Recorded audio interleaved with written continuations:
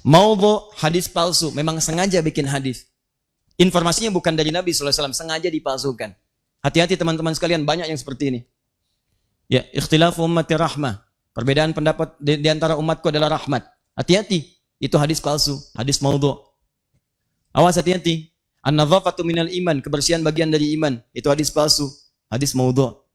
Dan banyak nanti yang tersebar di masyarakat. Bukan informasinya tidak bagus, kalimatnya bagus, tapi Nabi tidak pernah mengucapkannya.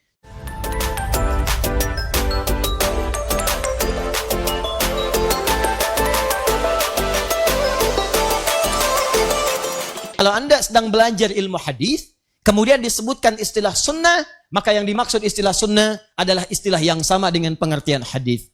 Apa isinya? Ditemukan dalam kitab hadis. Apa turunannya? Cuma ada dua. Dalam kitab hadis, Anda akan temukan teman-teman sekalian, dari pendalaman sunnah, dua hal yang paling utama. Dua hal ini yang disebut dengan sayap hadis. Pertama adalah yang disebut dengan matan isi hadis, isi substansi hadisnya. Yang kedua, yang disebut dengan sanad, silsilah orang-orang yang meriwayatkan hadis sampai kepada Nabi SAW. Transmisi periwayatan. Awas, hati-hati. Hati-hati. Keduanya penting. Kata para ulama, ini bagaikan dua sayap burung. Satu sayap terluka, maka burung tidak bisa terbang. Satu sayap di antara dua hadis bermasalah, maka hadisnya akan turun kualitasnya. Hati-hati. Isinya bagus, tapi riwayatnya bermasalah, maka belum tentu hadisnya bisa diterima. Maka semua yang bersandar dari Nabi, dari perkataan, perbuatan, ketetapan, cek dulu. Benar nggak informasinya? Bagaimana mengeceknya? Yang diterima oleh kita. Kita kan nggak pernah berjumpa dengan Nabi. Maka telusuri informasi ini sampai tersambung kepada Nabi. Cara menelusurinya disebut dengan isnad. Urutan-urutannya disebut dengan sanad. Imam Muslim langsung membuat bab khusus dalam jilid yang pertama dari 9 jilid Sahih Muslim, halaman 119. Sebelah kiri paling atas, beliau berikan keterangan babul isnadi minaddin. Babul isnad. Bab pembahasan tentang pentingnya sanad, ini bagian yang sangat menentukan dalam agama. Hati-hati. Informasinya diterima oleh kita, tapi orangnya nggak jelas. Maka ini menunjukkan bermasalah. Jangankan orangnya tidak ada, orangnya ada tapi punya masalah, maka akan berpengaruh pada kualitas hadisnya. Pernah dengar hadis ini? Awal Ramadan rahmah, awsatuhu maghfirah, wa akhiruhu itkum minan nar.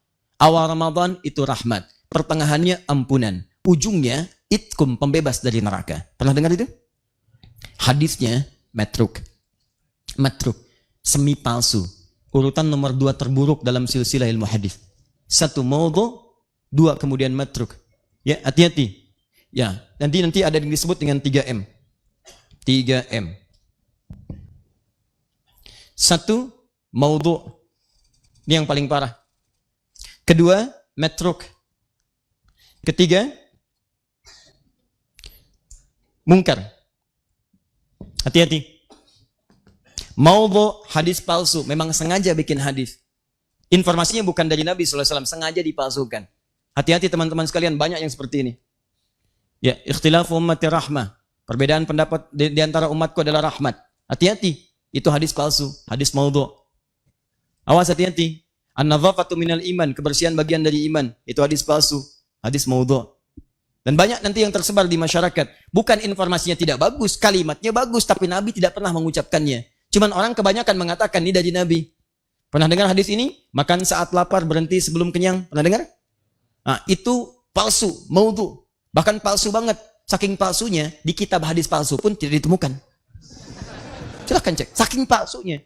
Dalam kitab-kitab hadis palsu tidak ditemukan. Cuma ada di satu kitab. Ya, namanya Ar-Rahmah fit Tibbi wal Hikmah. Karangan Syekh Jalaluddin As-Suyuti. Tentang kisah. Ada kisah terkait dengan kalimat itu. Diduga sebagai hadis dimunculkan. Ya, hati-hati. Banyak menyebar nanti setelah fitnah kubra. Ada orang mau dieksekusi. Begitu mau dieksekusi, ditanya. Karena sering memalsukan hadis. Berapa telah banyak hadis Anda palsukan? Dia katakan, arba'ina alfan. 40.000 hadis. Bayangkan satu orang 40.000 hadis. Karena saking mudahnya orang berbuat begitu sampai-sampai Nabi mengatakan dari sejak dulu dari awal-awal di masa kenabian, man kadzaba alayya muta'ammidan falyatabawwa maq'adahu minan nar. Siapa yang mencatut namaku, hati-hati, memalsukan diriku, mengatakan ini dariku, maka seakan-akan dia telah pesan kapling di neraka. Siap-siap tempatnya di neraka. Kayaknya sudah pesan kapling tuh. Ya. Gampang bikin hadis tuh gampang. sampai kalimat-kalimatnya terasa bagus, benar, disandarkan pada Nabi. Salah. Kalau Anda ikut pelajaran ilmu hadis yang di Indonesia, itu guru kita sering mencontohkan saking gampangnya orang bikin hadis palsu, orang Jawa dengan orang Sunda berdua bisa bikin tuh. Ya, orang Jawa, Sunda sudah tua, sepuh disebut dengan syekh. Dua orang sepuh disebut dengan syekhan. Dalam ilmu hadis syekhan Bukhari Muslim, Al-Bukhari dan Muslim. Ini orang Jawa, orang Sunda bikin hadis palsu, dua orang sepuh syekhan. Bikin hadis, apa bunyinya? Qala afdalu dahri bi faisil laili, kucifa wa kulifa wa ubina hatta karu saudahu. Fa idza bukhila faduriba unuqu thalatha marat hatta utiha. Rawahu syekhan. Paham? Tidak. Yuk kita terjemahkan. Ini nahunya benar semua. Sorofnya bagus, bahasa Arabnya lengkap. Afdalu dahri, dahar yang paling afdol. Bi faisil laili, dengan pais lele. Kucipa, kasih kecap sedikit. Wa kulifa, hidangkan kerupuk hatta karu saudahu, sehingga terasa udangnya. Faida bukhila, apabila kebehelan, faduriba unukuhu, maka pukul punduknya thalatha marat 3 kali, hatta utiha, sampai utah. Rahu syekhan. Baru ketawa tuh. Jadi orang kalau mau bikin-bikin yang seperti ini, mikir dulu, pesan kapling di neraka. Yang salah, ini kata Nabi, itu maudhu namanya, hadis palsu. Yang ini matruk, semi palsu. Semi palsu karena diriwayatkan oleh seseorang yang tertuduh seringkali berdusta. Dustanya kadang-kadang tidak langsung, ngarang-ngarang cerita macam-macam sehingga sulit dibedakan antara hadis dengan bukan. Di antara yang disebutkan itu adalah hadis yang sangat populer. Ini hadisnya, awal Ramadan adalah rahmat, pertengahannya maghfirah, ujungnya adalah pembebas dari neraka. Itu hadis matruk. Matruk. Kenapa banyak menyebar di mimbar-mimbar saat datang Ramadan? Karena pernah diriwayatkan oleh Ibnu Khuzaimah, dalam Sahih Ibnu Khuzaimah cuma diberi catatan. Di bab beliau ketika disebutkan, nih, bab fadailu Ramadan in kana hadithuhu sahihan. In kana hadithuhu sahihan. Ada catatan. Ini bab menerangkan tentang keutamaan Ramadan. Hadis yang pertama ini, jika memang diduga hadisnya sahih. Diberi catatan, ini tidak sahih karena ini meragukan syartun. Kalau memang sahih, amalkan. Tapi ini bukan sahih, ada innya. Setelah itulah kemudian masa lewat, terjadi peristiwa, ada kebanjiran. Saat banjir itu kemudian menimpa juga sebagian kitab Ibnu Khuzaimah, tersapu huruf innya, hilang di bab ini. Maka berubah kalimatnya. Bab fadailu Ramadan kana hadithuhu sahihan. Bab tentang keutamaan Ramadan, hadisnya sahih. Dinukil oleh orang setelahnya, ditulis kembali, innya hilang. Maka tersebarlah di masyarakat kemudian. Padahal awal hadisnya adalah matruk, mungkar. Hadis yang diriwayatkan oleh orang-orang, mohon maaf, yang berperilaku yang kurang pantas, sering menyimpang dalam ketentuan agama. Mabuk, tapi meriwayatkan hadis. Maka hadis yang mungkar ingkari, jangan diambil. Ingkari. Kenapa diingkari? Bukan kalimatnya yang kurang bagus, tapi diriwayatkan oleh orang yang punya perilaku buruk. Khawatir nanti ketika diamalkan, ada tuduhan pada agama. Pantas perilakunya begitu. Hadisnya diriwayatkan orang mabuk. Muncul tuduhan. Karena itu kemudian ulama bikin kualifikasi yang sangat ketat dalam persoalan ini. Sanad bermasalah, maka menurunkan status ini. Matannya bermasalah, maka kehilangan kemudian kepercayaan dari riwayat yang disampaikan. Jadi teman-teman, kalau Anda ingin mencari pengertian sunnah dalam pengertian hadis, maka kembalikan ke kitab hadis. Jelas? Cari referensinya. Ada 4 jenis. Saya berikan dengan cepat. Kalau ingin melihat tuntunan umum, cari kitab Al-Jami namanya. Jami itu umum. Misal, saya ingin melihat tuntunan Nabi dalam kitab hadis tentang persoalan yang umum. Bab bisnis, bab tentang iman, bab tentang mencari pengetahuan, bab tentang pemerintahan, bab tentang rumah tangga. Cari kitab Al-Jami. Al-Jami itu sesuatu yang masih umum, komprehensif. Di antara yang paling populer, ada kitab namanya Al-Jami As-Sahihil Musnad Al-Mukhtasar min umuri Rasulullah sallallahu alaihi wasallam wa sunanihi wa ayyamihi. Ulang. Karena terlampau panjang, singkat dengan Sahih Al-Bukhari. Yang meriwayatkan Imam Al-Bukhari. Terdiri dari 95 bab. Setiap babnya berisi beberapa hadis-hadis tuntunan Nabi SAW. Bab pertama, Kitabul Iman. Panduan meningkatkan iman. Jadi kalau antum, maaf ya, iman sedang naik, turun, pengen stabil, naik, nggak pernah turun. Maka bagaimana caranya? Lihat sunnahnya. Di mana sunnah ditemukan? Di kitab hadisnya. Apa kitabnya? Jami' Sahih. Sahih Al-Bukhari. Buka bab pertama. Namanya Kitabul Iman. Ada 57 hadis. Pelajari itu semua. Amalkan dalam kehidupan. Maka iman Anda akan terasa naik, dan tidak pernah turun. Paham di sini? Nah, ini yang disebut dengan pengertian sunnah dalam pengertian ilmu hadis. Kedua, ada yang disebut dengan sunan. Sunan, awas hati-hati. Ada sunan dalam pengertian kitab hadis. Sekarang banyak istilah sunan tuh. Awas hati-hati. Bawa ke cerita, bawa ke macam-macam.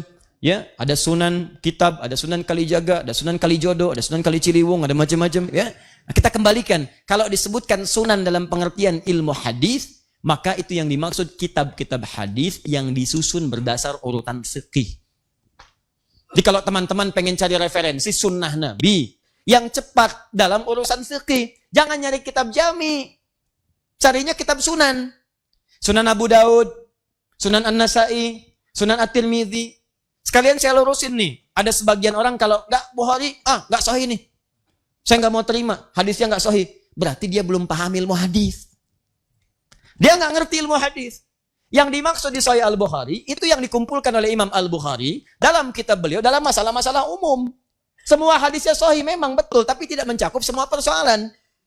Yang dikumpulkan oleh beliau saat hidup, beliau meninggal, nggak ngumpulin lagi. Datang Imam Muslim meninggal, nggak ngumpulin lagi. Karena dua-duanya sudah ada metode pengumpulan yang umum, maka ulama setelahnya mengumpulkan dengan metode berbeda untuk memberikan spesialisasi. Nih yang umum udah banyak nih, kita konsentrasi aja di bidang fikih. Ketika hadis-hadis dikumpulkan khusus dalam bidang fikih, maka berubah istilah menjadi sunan namanya. Nah, Anda kalau pengen cepat belajar fikih dari tuntunan sunnah, referensi hadis, maka cari kitab sunan. Misal Sunan Abu Daud. Saya ambil contoh. Saya sering katakan kepada Anda, turun ini dalam i'tidal ke sujud. Mau pakai telapak tangan, mau pakai lutut. Saya pakai lutut. Ustaz Umar Mita pakai telapak tangan. Ibnul Qayyim Al-Jauziyah rahimahullah pakai lutut. Ya. Kemudian Syekh Al-Albani menggunakan telapak tangan. Dari mana menemukan itu? Antum cari di Sahih Al-Bukhari. Sampai kiamat kurang 2 hari gak akan ketemu. Saya kasih tahu dari sekarang. Kalau nggak percaya cari aja. Silakan. Ini syarahnya ada di belakang nih. Ya. Yang syarah Ibnu Hajar Al-Asqalani. Yang warnanya orange itu. Yang di dalam yang belum dibuka sebagiannya, itu kan? Nah, itu nggak akan ketemu. Saya Muslim susah. Yang ada di mana? Abu Daud, karena beliau konsentrasi merumuskan hadis-hadis dalam urutan fikih. Yang pakai lutut nomor hadis 838, paling kanan sebelah bawah di kitabnya. Riwayatnya dari Wa'il bin Hujur. Beliau meriwayatkan dari Nabi di awal-awal masa keislaman. Ketika beliau masuk Islam di awal-awal masa Islam, melihat Nabi masih dalam keadaan kuat. Nabi sholat kemudian turun lututnya terlebih dahulu. Nabi katakan, "Idza sajadta fala tasjud kama yabrukul ibil, falyadha rukbatahi qabla yadayhi." Kalau kamu pengen sujud, jangan kamu sujud seperti duduknya unta. Letakkan dulu kemudian lututmu sebelum telapak tanganmu. Kalimatnya ibil. Tapi ketika nomor hadis 840 sampai 841, paling kiri sebelah atas, yang riwayatkan sahabat Abu Hurairah. Sahabat Abu Hurairah masuk Islam 3 tahun sebelum Nabi wafat. Di tahun ke-7 Hijrah. Usia Nabi sudah 60 tahun. Nabi sudah semakin lemah. Begitu beliau kemudian sholat, terlihat beliau menurunkan dengan telapak tangannya. Begitu turun pakai telapak tangan, keluar kalimatnya. Berubah kemudian kosakata tentang untanya. Idza sajadta fala tasjud kama yabrukul ba'ir. Falyadha yadayhi qabla rukbatayhi. Kalau pengen sujud, sujudlah kemudian, tapi jangan duduk seperti duduknya unta. Dahulukan telapak tanganmu sebelum lututmu. Ustadz, kok bisa? 2 hadis ini kok bisa seakan-akan bertolak belakang? Paradoks. Yang satu bilang pakai lutut, yang satu bilang pakai telapak tangan. Mana yang benar, Ustaz? Cek, hadisnya di mana? Kitab yang sama. Yang meriwayatkan siapa? 2 orang berbeda. Maka kalau Anda temukan beberapa hadis dalam satu peristiwa kelihatan tidak sama, maka rumus hadisnya kumpulkan keduanya. Dikumpulkan disebut al-jamu'. Ambil faidah darinya disebut at-taufiq. Maka dalam kaidah nanti ilmu hadis ada istilah disebut al-jam'u wat-taufiq. Kumpulkan, ambil petunjuknya, dilihat. Allahu Akbar. Teman-teman, ternyata indah sekali kesimpulannya. Kata para ulama hadis, Nabi mempraktikkan menggunakan lutut di awal-awal masa. Ini menunjukkan bahwa boleh Anda menggunakan lutut saat Anda akan turun dari i'tidal kepada sujud. Tapi di akhir-akhir kehidupan beliau terlihat lemah. Masalah orang pertama saat lemah itu pada lututnya. Maka beliau alternatif gunakan telapak tangannya. Maka turun menggunakan telapak tangan. Karena itu pada yang pertama disebut ibil, unta biasa. Karena unta nanti ada 4 sampai 5 istilah. Ada ibil, unta umumnya. Ada jamal, unta jantan. Hatta yajal jamalu fi samil khiyat. Ada naqah, unta betina. Naqatallahi wa suqyaha fakadzabuhu fa'aqaruha fadamdama alaihim rabbuhum. Ya, dan seterusnya ayat. Kemudian ada yang keempat, ba'ir. Ba'ir itu unta tunggangan yang punya beban. Nah, yang tadi unta turun, jangan seperti unta dahulukan telapak tangan disebutkan ba'ir. Yang dahulukan lutut disebut ibil, yang tidak punya banyak beban. Artinya apa? Nabi ingin memberikan gambaran bahwa kalau mau sujud silahkan cari dua alternatif. Boleh pakai telapak tangan, boleh pakai lutut. Jangan juga simpulkan dengan kesimpulan yang keliru. Kalau ada orang menggunakan telapak tangan, berarti dia sudah sepuh, sedang punya beban. Belum tentu. Karena ada atlet yang cedera lututnya. Ya, kemudian karena ada beberapa orang yang tidak mungkin pakai lutut, ada bermasalah, maka turun pakai telapak tangan. Kesimpulan hukumnya, sujud turun, boleh pakai telapak tangan, boleh pakai lutut. Jangan bicara yang macam-macam. Begitu turun pakai telapak tangan, sepuh. Lain. Begitu turun pakai lutut, kayak unta. Anda cuma baca satu hadis. Lutut boleh, telapak tangan boleh. Yang salah yang pakai kepala duluan.